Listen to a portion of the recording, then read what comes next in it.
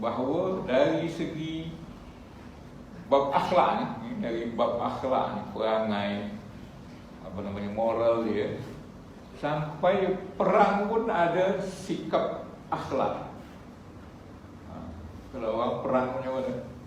Main belasah aja kan macam babi buta lah. Babi tak buta. Tapi kalau dah berperang namanya, nak menjajah, Masya Allah. Kita tengoklah yang sekarang ini terjadi di India macam mana. Dia belasah budak kocik yang tak ada salah, tak ada apa.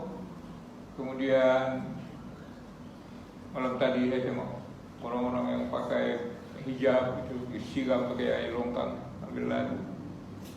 Kita berdoa. Tidak pun kita sama di sana, tapi kita berdoa.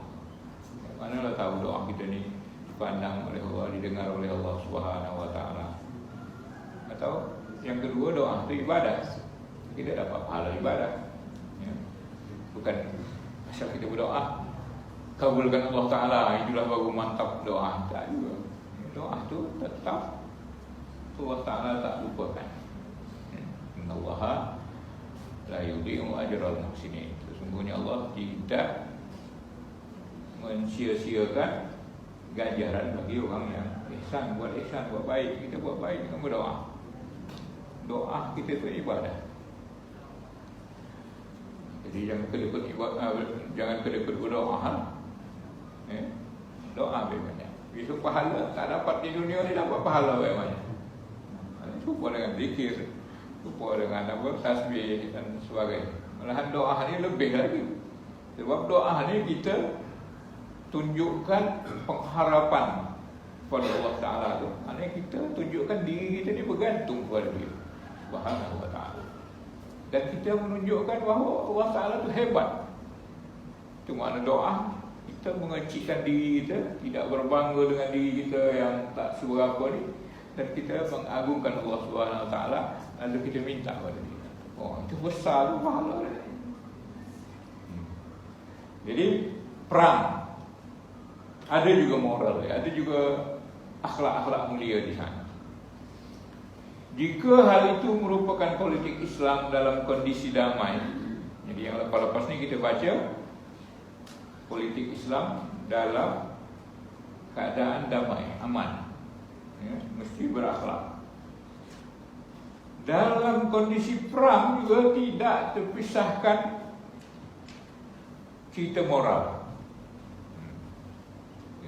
Berkecamuk tu kan, orang memerangi kita diperangi pun ada sudut-sudut moral yang perlu dijaga. Perang tidak berarti menidakkan kehormatan, membuang kehormatan dalam perseteruan. Jadi walaupun sedang berperang, tapi kemuliaan manusia tu nak kena jaga juga. Kehormatan ni, penghormatan. Kehormatannya ada dua makna pula kan. Keadilan dalam perlakuan. Dalam berperang tu mesti berlaku adil. Peri kemanusiaan dalam perang, dan juga sesudah perang. Usai perang tu sesudah selesai perang. Jadi mesti dijagalah etika. Perang tu tidak menggila, membabi buta. Jadi dia kata sesungguhnya perang merupakan suatu keharusan, kemestian. Keharusan itu maknanya kemestian. Bahasa Arabnya apa? Darurah. Nah, peperangan tu ada juga masa dia darurat, mesti, wajib. Jangan kita duduk diam aja. Jadi ada masanya perang tu darurat. Darurat ni mesti dibuatlah.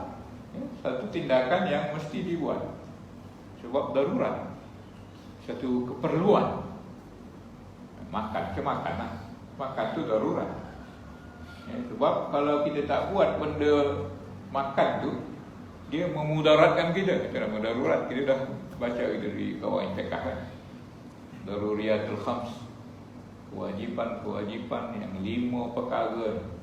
Yang paling utamanya wajib menjaga agama.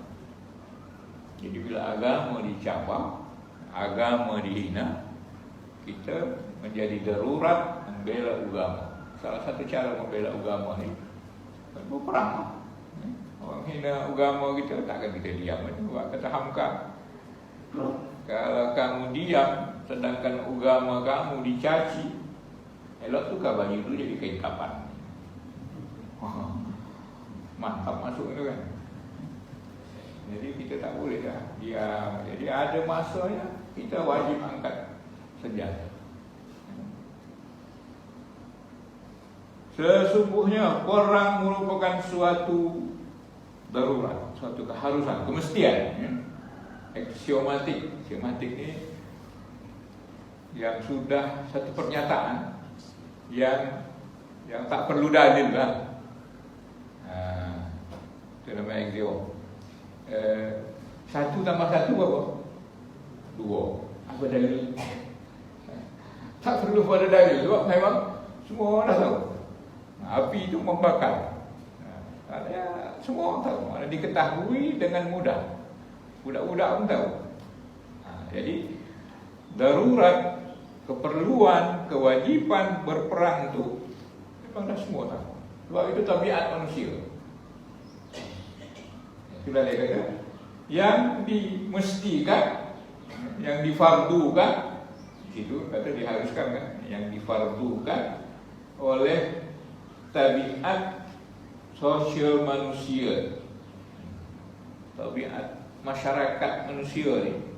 Perang tu memang dah tabiat manusia. Dia nak pergi kepada orang punya, nak menjajah. Itu tabiat manusia. Hati manusia ni nak lebih. Akhirnya orang punya pun dia nak itu. Orang-orang Eropah dulu kan, tengoknya kita ni orang hutan macam tu, kudu ke dia kan. Apalagi tengok tak baju masa-masa dulu kan, zaman batu.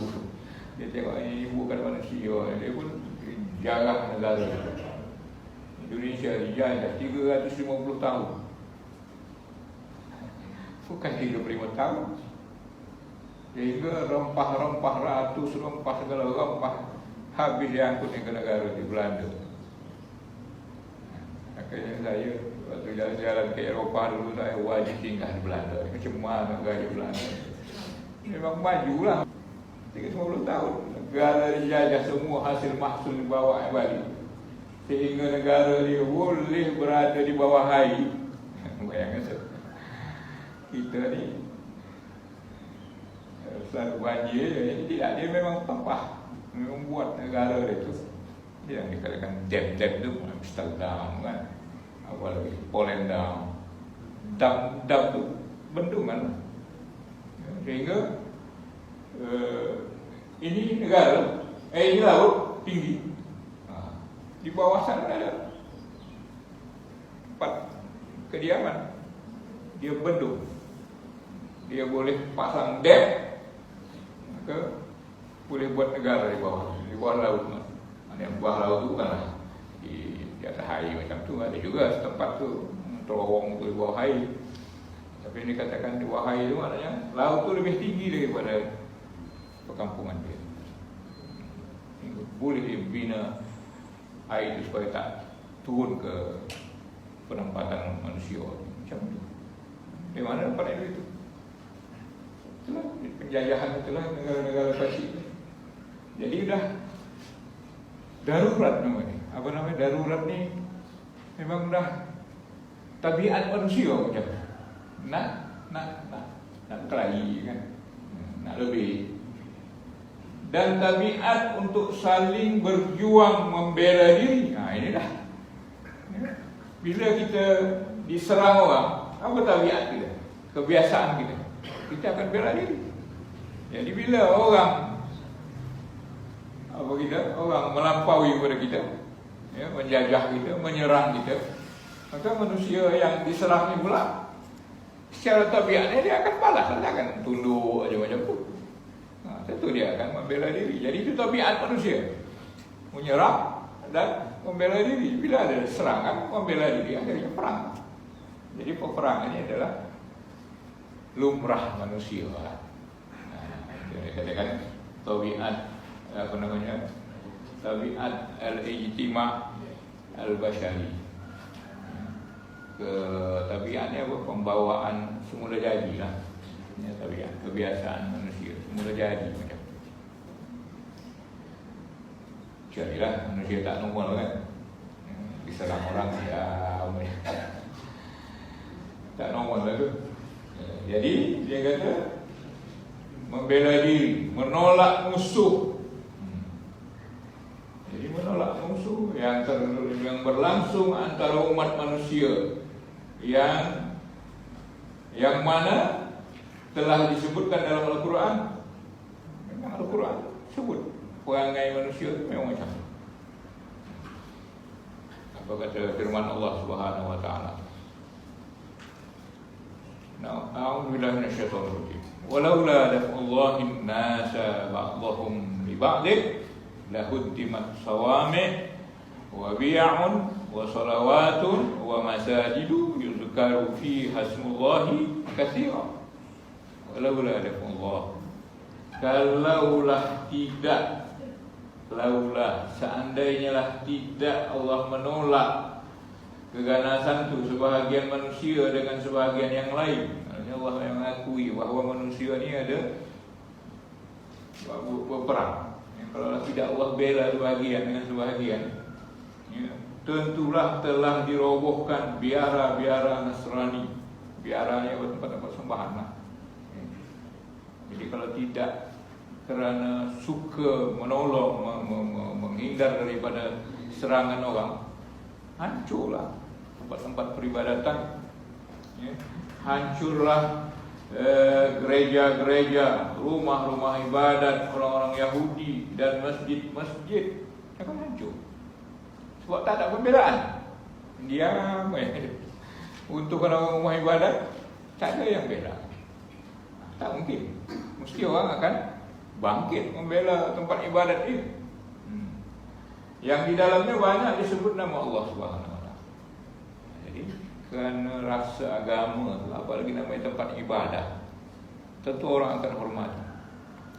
Lalu saya sebutkan, ahli sejarah mengatakan bahawa banyak negara di dunia ni tak ada istana. Banyak. Bukan setiap negara ada istana, setiap negara ada istana, tak semua macam tu. Banyak negara tanpa istana, tapi tak ada satu negara pun tanpa tempat ibadat.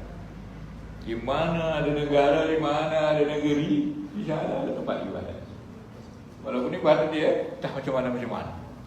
Tapi dia nak khususkan ada satu tempat dia boleh berdoa, dia boleh sembah Tuhan walaupun dengan cara yang tak betul. Jadi itu memang dah manusiawi. Manusia memang macam. Jadi bila diusik tempat ibadat itu, maka dia akan perang. Cuma ya ada Allah Subhanahu wa taala, kekuatan daripada Allah taala membantu. Kemudian ayat yang berikutnya pula, seandainya Allah tidak menolak keganasan sebahagian manusia dengan sebahagian yang lain, pasti rusaklah bumi ini. Jadi kalau tak ada pembelaan dari Allah Ta'ala, orang menyerang, lepas tu tak ada lawan, maka rusaklah bumi. Semua nak merajalela kan, membabi buta tadi lah. Tetapi Allah mempunyai karunia yang dicurahkan atas semesta alam ini. Jadi dengan pembelaan daripada Allah Ta'ala, dia menangkan sebagian manusia, dia kalahkan sebagian manusia. Jadi tak boleh main biar macam tu. Itu bukan tabiat manusia. Jadi bila dah namanya manusia, bila diserang, dia akan pertahankan. Apalagi namanya tempat ibadah. Tetapi keharusan berperang itu tidak berarti tunduk kepada naluri kemarahan, amarah. Perang juga, tapi jangan rakus sehingga emosi bergebu-gebu, sehingga tak peduli lagi kemanusiaan. Dia tak macam tu. Walaupun perang, jaga kemanusiaan. Jangan sampai dia fanatik jahiliyah, fanatism jahiliyah, atau al-hamiyah atau himyah al-jahiliyah nama bahasa Arab. Fanatik macam tadi jahiliyah babi buta. Serta tidak berarti melampiaskan, mengenyangkan nafsu kita, hasrat kedengkian, dengki dengan orang, sehingga bila dah namanya bukan Islam, asalkan non-Muslim, dibantai habis-habisan. Yang kekerasan dan egois ni, saya, ananiyah, bahasa Arabnya ananiyah, ana. Dia ada yang betul, yang lain tak ada. Itu namanya ego. Ego ni individu lah. Ego sangat kamu ni. Jadi ego ni, dia aja yang betul. Dia aja nak menang. Kekerasan tak ada. Dia bukan ada unsur kekerasan membabi buta macam tu. Jadi walaupun berperang, tapi dia bukan nak melampiaskan marah dan dengki sehingga hilang peri kemanusiaan. Itulah peperangan itu ada etika, bukan pada balas dendam. Kalaupun terpaksa harus ada perang, kalau perang tu memang darurat dah kan, maka hendaklah ia merupakan suatu peperangan yang dikontrol, yang dimonitor dan dikendalikan oleh moral, serta tidak terbawa oleh arus hawa nafsu. Bukan hawa nafsu di depan, walaupun perang namanya, tapi ada kontrol. Agar perang itu menjadi sebuah perlawanan terhadap kaum durjana. Jadi peperangan itu untuk melawan kaum-kaum yang bengis, yang jahat, penjenayah, dan orang-orang yang melampaui batas. Jadi dia melampaui batas. Dia curi, dia pukul kaum-kaum yang lemah, perempuan, orang tua, dia bantai anak-anak, dia bantai macam Israel kan. Jadi memerangi orang yang itulah, orang yang jahat, yang melampaui batas ni, bukan sebaliknya. Yang merupakan perlawanan terhadap orang-orang yang tidak berdosa, bukan macam tu. Orang yang suci, macam anak-anak lah, anak-anak, orang tua, perempuan, dan orang-orang yang menyerah untuk berdamai, berperang, kemudian musuh kalah, kemudian dia orang angkat tangan, angkat bendera putih, damai, bantai tu, tidak. Dia ada akhlak dia. Kayaknya firman Allah Subhanahu Wa Taala kata, faqatilu fi sabilillah, perangilah fi sabilillah, perangilah di jalan Allah orang-orang yang memerangi kamu. Yang tadi di tuduhan orang non-Muslim lah, bahawa Islam ni ganas. Islam ni didirikan dengan senjata, dengan pedang. Inilah, tengok ayat ni kata, perangi kamulah, qatilu. Qatilu ni qatala, kata asas dia qatala, membunuh. Tapi bila tambah alif, qatala, saling membunuh, saling memerangi. Jadi bukan orang Islam tu suruh qatulu, bunuhlah, bukan. Tapi qatilu, asalnya qatala, ada perlawanan, ada orang perang, maka perangilah. Jadi bukan saja-saja cari pasal ni. Jadi agama kita ni, mengapa ada peperangan? Sebab orang memerangi, orang menghalangi dakwah. Ada pencerobohan dari pihak lawan, takkan nak diam. Angkat senjata lah. Orang jual, takkan kita biar macam tu. Kita balilah. Apa yang pun manusia. lelaki, jantan. Makanya peperangan itu orang lelaki kan. Jadi perangilah orang-orang yang memerangi kamu. Nah, jadi tuan-tuan tengok kalimat Arab tu, qatala membunuh, kalau qatala melawan, memerangi lawan yang menyerang. Nah, dari kalimat qatala itu saja kita sudah paham bahawa prinsip Islam itu tidak menyerang, tidak membunuh, tapi membalas serangan. Kalau tak ada serangan, damai, tak ada salah. La ikraha fid din kan? Tak ada paksaan untuk beragama. Qad tabayyana ar-rusydu minal ghayy. Dah jelas yang mana yang sesat, mana yang tak sesat. Jelas. Manusia punya akal, tahu yang mana yang sesat, mana yang tidak. Lepas tu nak dipaksa orang beragama Islam dengan pedang, tak ada. Ya, kata orang kampung, no way. Tak ada jalan kita memaksa orang. Cuma bila orang perang kita, halang dakwah kita, halang kerja kita nak membela orang-orang yang teraniaya. Bila ada orang halang kerja-kerja ni, dia buat kasar sama kita, kita pun perangilah. Jadi itu makna dia, wa qatilu fi sabilillah. Jadi qatala tu pakai alif, qatilu. Belajar bahasa Arab bagi ni sikit. Kalau daraba pukul, satu orang memukul satu orang, daraba. Tapi bila daraba, dia pukul, sini pukul, berpukul-pukulan. Jadi kalau memukul tu kejam, orang diam-diam pukul kejam. Tapi kalau daraba, dia pukul pula. Ada manusia namanya kan. Sedangkan apa istilahnya, hewan-hewan atau binatang-binatang, dua binatang. Kalau saya tengok ada di YouTube tu orang masalah berkawan sama binatang-binatang buas, bersenda gurau, bergocoh, berbungul.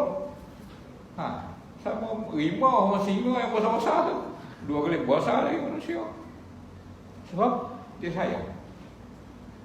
Tapi kalau tak percaya juga, cuba patahkan ekor dia. Ganti telinga dia kalau buat. Apa? Binatang pun macam tu kan, apa lagi manusia. Jadi itulah dia, peperangan itu memang tabiat. Tabiat semula jadi makhluk Allah Subhanahu Wa Taala. Cuma prinsip dia, wala yajrimannakum syana'anu qaumin an saddukum 'anil masjidil haram an ta'tadu. Tengok ayat Allah Taala. Dia kata, dan janganlah sekali-kali kebencianmu kepada sesuatu kaum, rasa benci pada kaum, yang kaum tu menghalang-halangi kamu dari Masjidil Haram. Benci ni bukan tak berpasal, ada juga sebabnya. Dia halangi kita nak pergi ke Masjidil Haram, dia halangi kita berdakwah, dia halangi kita nak menyembah Allah Subhanahu Wa Taala. Jadi bencilah kita sama dia kan. Tapi walaupun benci tadi itu ada sama orang yang menghalangi orang ni untuk beragama, janganlah kebencian tu mendorong kamu berbuat aniaya. Musuh memang dah cari pasal, lalu kita balas, kemudian kita aniaya, kita tangkap dia, lepas tu kita sayat hidungnya, kita potong telinganya, potong jari-jari, balas dendam. Tak. Nabi sallallahu alaihi wasallam kata, "Idza qataltum fa ahsinul qatla." Kalau kamu nak bunuh, baguskan cara bunuh. Akhirnya bila nak potong ayam pun kan, potong ayam ke, potong lembu ke, kambing ke, tengok macam mana cara. Ada syarat-syarat dia, pisau mesti tajam. Sama binatang bertindak macam pisau mesti tajam. Jangan tunjukkan pada kerabat-kerabat dia yang masih hidup, yang masih jauh, bertutup. Jangan pukul kepalanya sebab tak mematikan. Kalau orang lain kan, macam tu, bila nak apa, bila nak makan anjing ke, babi ke, dia pukul kepala tu. Atau ada sistem tembak otak tu, Dia jadi gila. Jadi gila. Sebab anjing gila. Otak anjing tu bila tembak dia jadi gila. Pasal makan. Orang kan jadi gila. Dia penyakit anjing gila. Sebab binatang tu dia tak mati dengan betul. Tapi kalau dipotong secara Islam tu, mati dia cepat. Makanya hukum bunuh dalam Islam kalau memang dibenarkan. Ada qisas kan? Hukum qisas memang dibenarkan. Tapi cara membunuh orang penjenayah dia dengan cara macam mati banyak juga. Bahkan Allah Alam lah, tapi ramai lah cakap macam tu. Orang yang nak dihukum bunuh ni di Arab Saudi tu, dia suntik, dia bius sampai macam tu. 4 tahun, 5 tahun dan sekali lah saya tengok. Ini pun dah tahun-tahun last saya. Cuma ada cara orang tu buat kisah depan masjid tu lah, masjid apa tu, Masjid Nabawi. Khutbah pun cerita kisah. Di luar tu dah ada tentera-tentera apa namanya yang beret merah. Bila keluar cepat, tengok ada diumumkan dulu apa. Potong sekali je lah. Sekali je. Tapi kalau dibunuh orang dengan kursi elektrik yang mata berdarah, telinga berdarah, itu kan periksaan.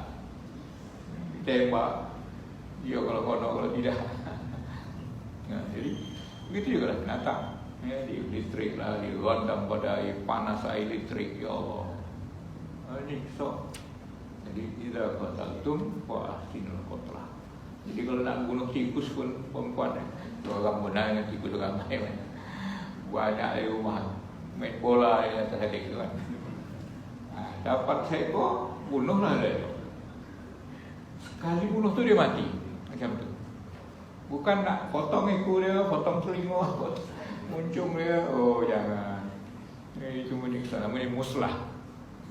Muslah. Dilarang dalam agama. Muslah ni dilarang. Potong sikit-sikit. Jadi itulah, jangan permusuhan apa, benci kita sama satu kaum tu karena dia menghalangi kita daripada Masjidil Haram. Jangan itu mendorong kamu berbuat aniaya. Itu yang dia katakan adalah anta'talu. Jadi dia kata la yajrimannakum, jangan kamu jadi mujrim, jadi penjenayah pula karena kekejaman, keburukan satu kaum tadi. Jangan kebencian kamu tu mujrim ni crime, bahasa Inggeris dia crime, bahasa Arab tu lah jarimah. Jadi jangan kejahatan orang tu membuat kamu jahat pula. Jadi kata-kata tu mendorong kebencian kamu sama satu kaum tu, mendorong kamu berbuat aniaya kepada mereka. Dan tolong menolonglah. Ini ayat berterusan. Tolong menolonglah kamu dalam kebaikan dan ketakwaan, dan jangan kamu bersetolongan dalam dosa dan permusuhan. Wattaqullah. Yang ujungnya takwalah kamu kepada Allah. Kamu tidak hebat mana. Jadi kalau nak perang pun ada juga unsur-unsur ketakwaan. Sebab kalau berlebih-lebih sangat, innallaha sadidul iqab, sesungguhnya Allah bersangatan siksa yang nanti sebagai balasan. Jadi katanya kalau pun terpaksa mesti berperang, maka hendaklah ia merupakan suatu peperangan di jalan Allah. Perang tapi jalan Allah, bukan jalan nafsu. Yaitu suatu jalan yang dengannya kalimat kebenaran, kalimat hak dan kalimat kebaikan, kalimatul hak atau kalimatul khair, panji-panji hak dan kebenaran dan kebaikan menjadi tinggi. Jadi peperangan tu yang dibolehkan tu dia untuk mengangkat kebenaran, mengangkat kebaikan. Dan bukan di jalan tauhid. Tauhid ni segala yang bukan kerana Allah, kerana syaitan, kerana nafsu itu tauhid namanya itu. Tauhidnya sebenarnya melampau. Ya. Jadi orang yang dikatakan tauhid. Bukan karena tauhid yang dengannya kalimat kejahatan dan kalimat kebatilan yang menjadi tinggi. Nah, jadi kalau melampau yang muncul apa? Kejahilan, kedengkian, kerusakan. Dia tak nak macam. Jadi peperangan dalam agama kita ni untuk menegakkan kebenaran, keadilan. Jadi bila nak menegakkan keadilan tu, cara dia macam tu lah. Kalau dah kewajipan berperang tadi kan, orang perangi kita, maka kita bela lah orang-orang yang teraniaya. Jadi tuan-tuan, mereka berperang tak macam tu.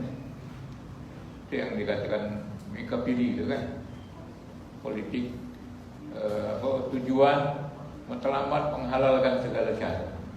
Dia tak nak. Dia orang asalkan beruntung, dia nak kekayaan satu negara tu dapat ke dia. Dia nak minyak. Di negara-negara Arab ni kaya kan, banyak minyak, banyak emas hitam katanya. Emas hitam, emas putih pun ada. Kalau Indonesia gitu terkenal dengan rempah-rempah, ya. macam emas, gas. Dia nak itu. Dia tak peduli lah orang ni tersiksa ke apa. Penting dia dapat. Dia perangi Iraq habis-habisan. Tak peduli anak-anak kan, dia bantai semua. Jadi orang-orang yang beriman tu berperang di jalan Allah, kata Allah Subhanahu wa taala. Itulah yang dikatakan allazina amanu, orang yang beriman tu yuqatiluna fi sabilillah. Mereka berperang fi sabilillah. Wallazina kafaru yuqatiluna fi sabilit taghut. Orang-orang yang kafir mereka berperang fi sabilit taghut. Karena nafsu syaitan ni tadi. Faqatilu awliya syaitan, faqatilu awliya syaitan, maka serangilah, perangilah wali-wali syaitan. Tahu tadi tu, wali syaitan itu dia adalah penolong-penolong syaitan. Inna kaidah syaitani kana dha'ifa, sesungguhnya kaidah syaitan, tipu daya, tipu helah syaitan adalah lemah. Jadi kalau mereka berkawan dengan syaitan, memerangi dengan perangai syaitan, bila kita perangi, kita akan menang. Jadi jangan takutlah. Itu janji Allah Subhanahu wa taala. Kita tengoklah contohnya di Afghanistan berapa ramai askar-askar Rusia mati. Itu Allah tahu. Yang dulu-dulu masa zaman Rasulullah SAW peperangan demi peperangan menang. Peperangan Badar 313 lawan 1000 lebih. 313 ni buat kata Datuk Guru ni Azizullah Yarham, budak-budak pondok je, dan tidak untuk perang pun pergi ke Badar tu. Alat-alat perang tak lengkap pun, pada pedang-pedang biasa. Mana tahu di jalan lapar ke haus ke, ada kambing-kambing yang liar tu, potong wala pedang palang macam tu. Yang 1000 ni kekuatan perang memang, tapi siapa yang menang? Bismillah, dengan izin Allah Ta'ala. Yang 313 orang. Cuba. Ini saya tak baca sangat sejarah. Sejarah saya tak suka. Indonesia tu dengan bambu runcit lah ya. Ada orang yang ulama-ulama dulu dengan tasbih, dengan tahlil ni boleh usir Jepun. Dengan kekuatan la ilaha illallah mereka boleh halau itu semua. Cukup dengan Afghanistan. Rumah dia, istana dia lagi terbuat dari tanah-tanah lumpur. Itulah perlindungan mereka. Tapi bila Allah Ta'ala tolong, bila nak diserang oleh orang Rusia tu, tahu turun. Tak semena-mena turun daripada tentera-tentera tu, alat-alat perang itu. Ya, kereta-kereta kebal semua turun, orang angkat tangan. Afghanistan pun ambil senjata mereka. Bila ditanya kenapa kamu menyerah tiba-tiba aja, kami nampak tadi persiapan perang kamu tu. Kalau kami usik, kami pun mati. Padahal tanah lumpur. Si balik-balik tanah lumpur tu lah dia orang menyuruh. Tapi orang Rusia tengok macam apa? Macam orang canggih tu. Akhirnya mereka menyerah. Akhirnya balik kampung kan. Palestin mereka, orang Palestin. Walaupun tak ada orang Arab bantu, tengok. Dengan batu hidup lagi Palestin. Hidup lagi. Kalau ikut logik lah, apa yang dibuat oleh Israel 2-3 hari je dah habis dah. Sampai sekarang masih bernyawa lagi orang Palestin. Cuma kita je lah tak ambil saham kan. Kadang-kadang ni masalah lah. Kita pun ingin juga menolong Palestin ni kan. Ada orang dengan tenaga, kita dengan duit. Orang baru ni duit pula tak sampai. Ini satu hal. Dari mana salah? Tak sampai ke kami kata. Mana sangkut itu? Allah. Jadi kadang-kadang kita ni pun so salah nak tolong macam tu aja. Tak ditolong kita rasa bertanggungjawab. Jadi pandai-pandai lah, pandai-pandai nak menolong. Percayailah yang apa, yang orang-orang yang betul-betul sana. Apa lagi dia kata tu? Jam dah 7.30 tu. Buat. Hendaklah perang itu menyelamatkan kaum lemah yang tertindas. Maksud daripada peperangan tu, kita membela masyarakat kita ni yang kalau tak kita balas peperangan ya bila anak bini, kaum-kaum yang lemah yang tertindas. Dan bukan demi melindungi orang-orang kuat yang otoriter dan diktator. Bukan melindungi orang-orang kaya, raja-raja. Ya, orang tu berperang nak memperkaya diri kan. Memperkaya raja-raja, bukan. Peperangan dalam Islam membela kebenaran, membela orang-orang lemah. Jadi itu pada prinsipnya. Kemudian lagi firman Allah Ta'ala, wa ma lakum la tuqatiluna fi sabilillah wal mustad'afina minar rijali wan nisa'i wal wildani alladhina yaquluna rabbana akhrijna min hadhil qaryatil zalimi ahluha waj'al lana min ladunka waliya waj'al lana min ladunka nasira. Ma lakum la tuqatiluna fi sabilillah. Allah tanya, apa hal kamu ni tak nak berperang fi sabilillah? Sedangkan orang-orang yang lemah, baik lelaki atau tua, nisa, perempuan, wildan, anak-anak kecil, mereka tu berkata, ya Tuhan, keluarkan kami dari negeri ini. Teraniaya dah orang-orang tua, perempuan, anak-anak, teraniaya. Sampai mereka panjatkan doa, ya Tuhan, keluarkan kami negeri ini yang zalim, penduduk ini, dan jadikanlah untuk kami ini dari sisi Engkau walian, penolong, pembela, dan jadikanlah kami, berilah kami pertolongan daripada sisi kamu, sisi Engkau ya Allah. Macam merintih kesakitan orang-orang lemah. Jadi tujuan perang itu nak membela, nak menyahut cabaran Allah Ta'ala. Malakum la tuqatiluna. Kenapa kamu tak nak perang? Padahal ayah-ayah kamu yang tua, lelaki-lelaki tua, perempuan-perempuan, anak-anak dianiaya sampai macam tu keluar doa mereka. Makanya bila kita cerita nanti habis masa ni, bila kita cerita perang nanti, syarat dia general perang ni nasihatkan, jangan bunuh lelaki tua, jangan bunuh wanita, jangan anak-anak, jangan potong pokok-pokok, jangan runtuhkan tempat-tempat ibadat, jangan ganggu orang yang mensunyikan diri dia di tempat-tempat ibadat. Macam tu peraturan perang, bukan belasah. Jadi kalau kambing tak beralah pun mampu terima jungkang.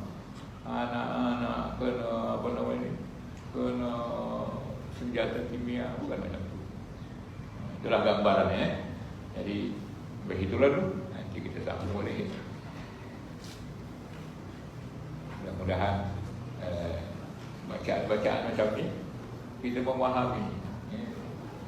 Kalau tak kita baca buku-buku macam ni, kita tak tahu. Kita tahu taharah saja kan. Bab taharah, bab berudu. Tapi bila kita baca kitab ni, kita tahu kebesaran agama, kemuliaan agama. Mudah-mudahan kita faham, ya, menambah wawasan ilmu pengetahuan kita tentang Islam. Ini baru pengantar juga. Buku ni apa namanya? Pengantar kajian Islam.